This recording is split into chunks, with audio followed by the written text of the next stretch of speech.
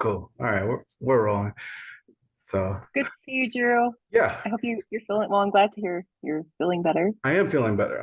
I feel a lot better than I look and a lot better than maybe sound. But yeah, I thought of Donnie because I took a few days off and then I went to the gym this morning, Mm. sweated out, and Did yeah, it help you? I think so. Well, I was feeling great before, and I feel I feel good.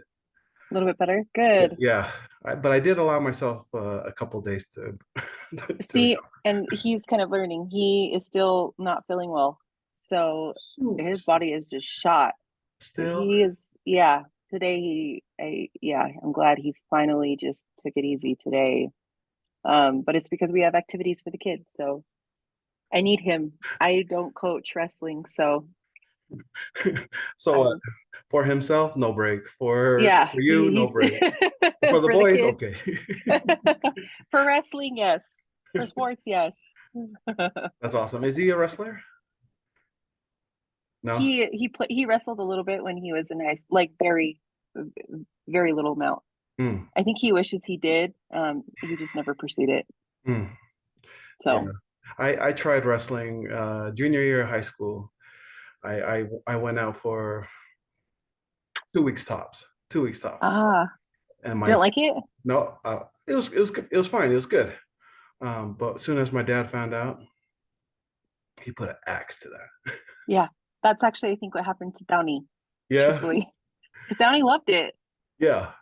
Good, because he's short, Oh, okay. shorter. Yeah. Hey, Big spirit. give him credit. Yeah, big heart, big persona. Yeah. Um, well, my dad was against sports in general. Oh, Like it okay. took everything for me to be able to play sports in high school.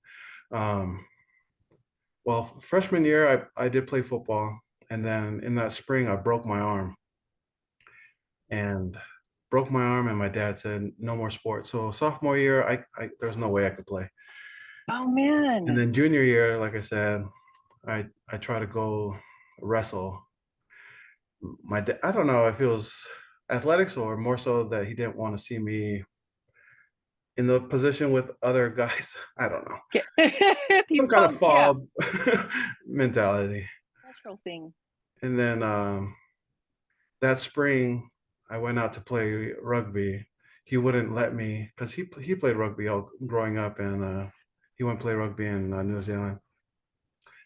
But he didn't want me playing sports. He wanted me to focus on my school. Okay. But the only way he would let me play is, well, he was always at work, so I did a lot of things without him knowing.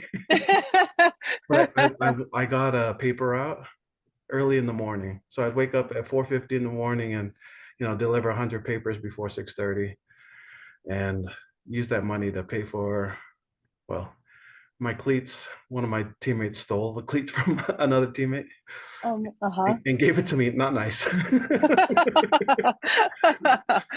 That's how I got my cleats, and then I was able to pay for our trip. So That's awesome. that's how I got to play.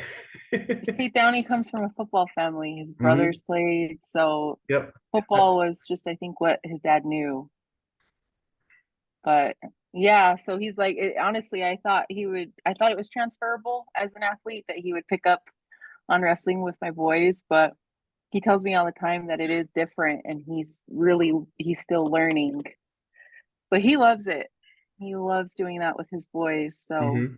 have fun, Drew, with your two youngers. A Thanks. different bonding experience, I'm sure, than what you have with Jackie. I love it. So the younger one, we got him into some athletics, sports activity at the local rec center, and that's what we had last night. So while Cool. he and Audra are doing that, me and Jackie are on the other side of the basketball. It's a big gym, and there's a basketball hoop on the other side. So me and her were, you know, doing a little give and go practice drills.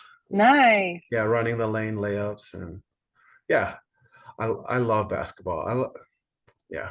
It, That's what I played growing up, okay, basketball. nice. That's what you, yeah, yeah, that's all I know. I don't Uh, know any of the other ones, so that's a good sport. yeah, yeah. all around good stuff. So in the past few days, I've got in contact with one of the dentists that I've done work with, and I'm continuing to do work for. And I fell out of touch with him since right before the holidays. Ah, And we had a plan, and he was going to work through the plan, and then we were going to get back together in the middle of January. But that didn't happen. Um, but we still had a plan and some goals that we had set. Well, I got together with him this past was that Wednesday? Yeah, we got together with him on Wednesday, and it's just been horrendous. So really? he lost one associate dentist and 5 employees, Oh no. and um, it's been difficult for him to share with me why that has happened. But I suspect it's because the secondary market, the rates are just so much Hmm. higher, right? To go and get emergency, substitute dentist for the day, it, the rate is just too good to refuse. Uh, So that's how he lost that one. And then same with the other dental assistant and one hygienist. oh man. It's just he can't pay him that much. And Hmm. I think it's a little bit of a mix. The pay rate and then also the phase of life that they're in. Having talked with these employees before, I know some of them were on the verge of just quitting and staying home. Okay. And perhaps this way they can earn more money for their time and then also be able to stay at home Gotcha. with their family. So Oh man, that's too bad to hear. I know it's a bummer. So Is he a current client of yours? yeah. Okay, okay, And so okay. one of the recommendations that I gave to him is, looking at Pareto's law, 20% of your patients are going to yield 80% of your revenue. Mm, And that's certainly true for his practice. So in theory, if you were to identify who that 80% is, right, of his patients who are only contributing 20% of his revenue, he gotcha. meaning he can afford to lose 80% of his patient panel, Gotcha. only drop in 20% of income. Gotcha. But Okay. but the same is true because he has 4 associate dentists. So that's a decrease in 25% of his passive earnings, right? Right. And so right there, he can decrease 80% of his their patient load, and still yield the same amount of income, Gotcha. right? Right. How is his how staffed is his office with his 5 employees leaving, like I the know support that. type? So that's a great question. So it's actually a third of his hygiene is gone, and then 4 of his staff members. Well, he has replaced some of them, but it was 12, a total of 12, so Wow, 4 out of the 12. So it's actually man. a big chunk of his team is Right. high turnover, and that hasn't been true. He's actually a really stable employer. Interesting. His employees stay with him 10, 15, longest tenure. Well, she retired last year, but she was with him 25 years. Oh So man. yeah, this is usually a strong clinic to work for and to stay employed at. But those are some of the updates that I had, and kind of an Yeah, interesting that's really curveball. good and definitely definitely different timing too. I think you saying that they're just at different phases of their life, right? Yeah. Kind of provides you perspective, like maybe as a business owner of how you're looking at your hirees and the trajectory that they have in your practice Hmm. and trying to build out somewhat of like I guess a career path that would help them feel or see what they could possibly become, maybe create a little bit more of a sticky employee, or create an opportunity for dialogue of what their hopes are if it doesn't fit in line with kind of what you're thinking as a business owner, right? Right. But man, that is so crazy to have that happen all like it sounds like within the span of like a couple of weeks. All over the holidays.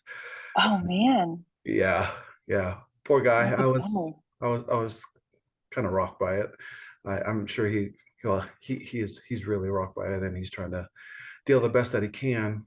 But just by reducing your patient load, your work, input and your output, hope until you hire your employees and replace them. And he hasn't found another associate yet, but that hire usually takes some time.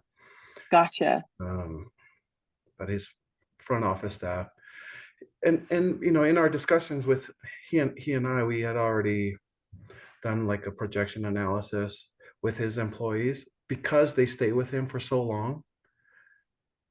There comes a inevitable end, right? There comes Right, right, a time when they just retire, right? right.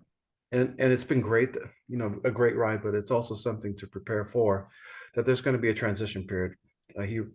He lost an employee last year who had been with him for 25, and so he promoted one of his assistants to be the new office manager who's been with him for 15. Gotcha. But the longest that she's going to stay with him is another 10, right? And he plans to retire in 10 to 15, another 10. Gotcha. And so we got to look at these horizons, and there's a time when it rises and when it sets. And Gotcha. so if she were to go that full additional 10 years, that's great.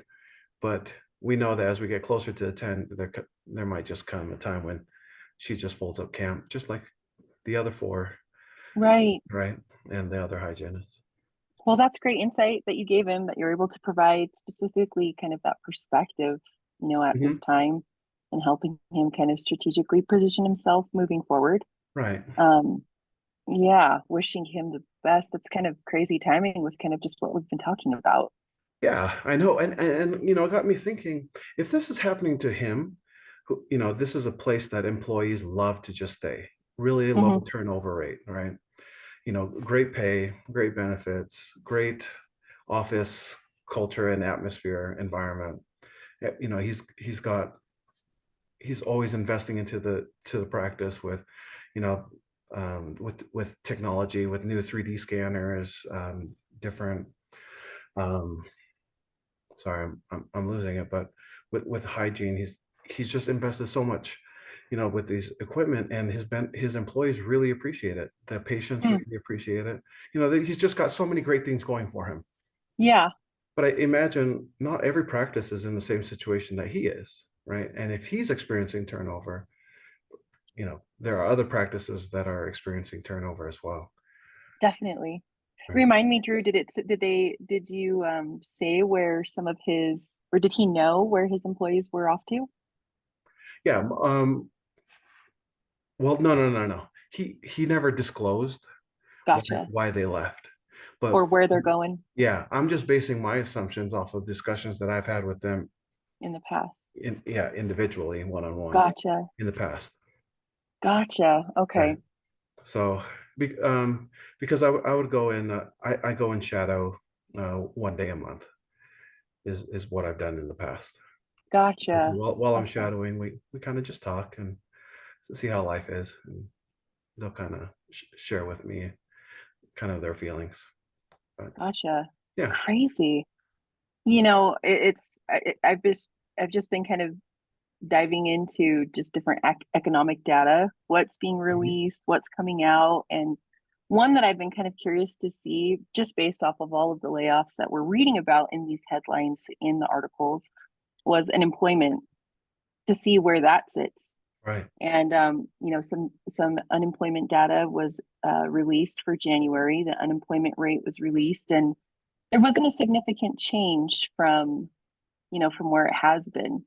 And the unemployment rate is typically a good indicator for the direction of just the economy, where Mhm. things are going, the state of where things are and where things are going.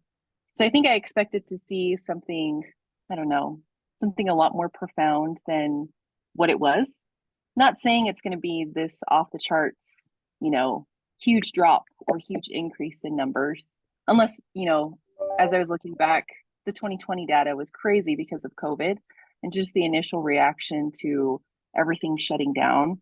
But it seems like right now things are just kind of moving slowly in a gradual pace, Okay. um, in that direction of, like we've been talking about, possible recession.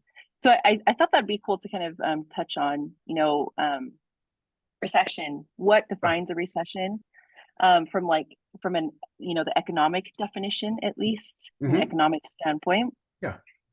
So typically it's defined in economic terms as two consecutive quarters of economic downturn, and that economic downturn is often measured by GDP data, which is reported every 4 months. So I found this chart and I thought it was pretty cool. I want to share. Let me see if I can Sure. Here, share screen. Okay, there you go. let's see. Oh, I am having issues. Oh, Nope, nope. Anyhow, I'll just kind of explain what I found in this chart. Kind of gave a breakdown of GDP data from 2018 to 2022. okay. So, 2018, 2019, you see GDP um, illustrated as an increase. Hmm. Then you see 2020 Q1 and Q2 with COVID, and you see that initial drop in Q1 and Q2. So you have two consecutive quarters of downturn, Q1, Q2, which technically by economic definition, it would be deemed as, recession. But then you see that boom in Q3, Q4 in 2020, and it continues to pick up all the way until 2022 Q1, Q2 last year, where we saw, two consecutive quarters of downturn followed by a Q3 increase. Hmm. So, So it was not to interrupted. interrupted, right? And Mhm. so I think it's just good to kind of see to take what we're seeing and reading in the news for sure as staying current on current events, but then also being aware of big picture where things fit in the bigger picture in the larger narrative. Because like we saw, like I mentioned about just unemployment rates, and then while interest rates are increasing, they're slowing down in the rate that they are increasing. Mhm. Consumer spending is slowing down, but all of that is reactionary to um, what the fiscal policy is trying to do, which is slow things down in our economy since we've been in this immense period of growth. Um, and so, just kind of knowing where things are and where we've been in the past and knowing kind of how cycles work, that it's pretty natural to go up and down and up and down. Right. Um, hopefully dentists are like we've mentioned so much before, just preparing, preparing, always finding ways to grow, but always just kind of preparing and having a safety net in place. Right. And in that with on that note of preparing, you know, he and I, so the client and I, we had always talked about, preparing for when his employees will eventually retire, right? Hmm. But we can't really prepare when a third of your workforce, your office, We just all of a sudden leave at all at the same time, right? But there were some plans that were in place to help mitigate, the damage, in the event yeah, of the event of them walking out. It almost seems coordinated, right? Because for that big. yeah, so going on with my conversation that I've had with them, when one announced that they were leaving so that they can spend more time at home, but also hop on the secondary market and be paid more for their time, the other four employees who are in the same similar situation saw, oh wow, if they're going to do it, like there's and they're getting a great return, a great outcome, and I want the same thing. That might be the difference of tipping the scale for them to walk out as well, right? Because Gotcha. these are employees that were already on the fence, like, oh, should I do it? Should I not? Oh, okay.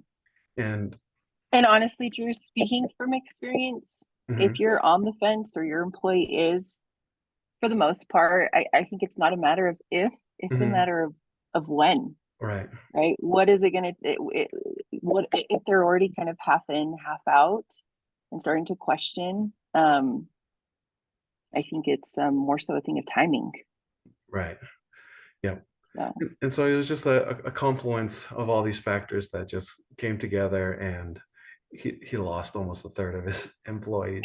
that is so crazy. Um, So his, I'm assuming then, are his support team supporting, like, are they sharing the support for all of the dentists, or are they teamed up with their associate dentist and work solely with? yeah. So part of the preparation and what has helped is that they were cross-trained, right? And they did have an established system for the practice, that these are the ways that we do it in this practice, because his associate dentists had come from different, backgrounds, different trainings, right? But as soon as they implemented a system, it made it easier for an assistant who was with one, Dr. A, to go and work with Dr. C, because Gotcha. the systems were the same. Gotcha. And so the workflow, it was easier for them to transition over. And Geez. yeah, Yeah. you can't really predict this type of a storm to happen, but I mean, it's been crazy for him the past month and a half, and still is crazy for him. But having systems in place has helped, and That's awesome. right, and being able to forecast and project where you want to be. Like I said, he wants to retire in 10 to 15 years. This event is not going to change that. It's just a little blip on the radar, right? Right. And so as soon as we are able to navigate through this, he is making hires, and it is improving, and he will get back to normal operations. And there's things that he can really rely on. He pays and treats his employees really well.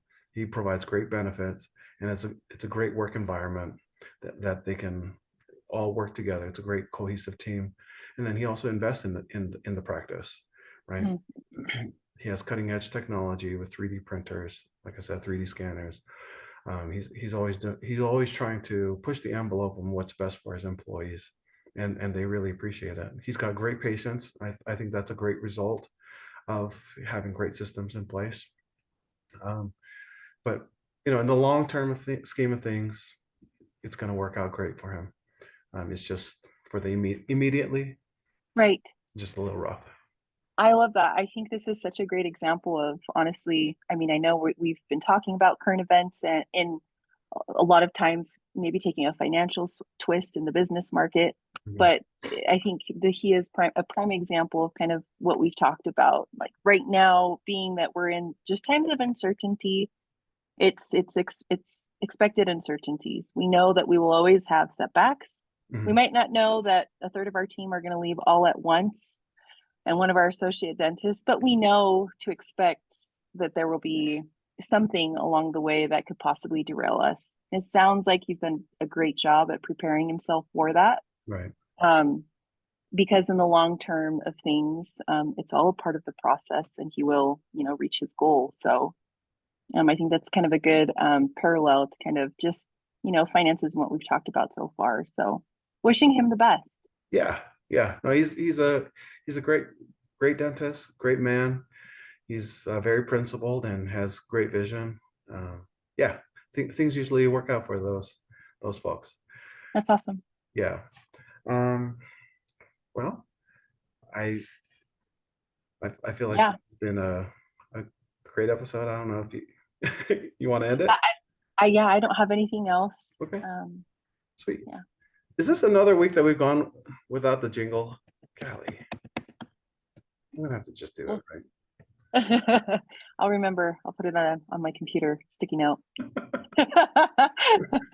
Let's chalk it up to this off week of Drew's body recovering, and we'll sing it next time. Oh, oh wait,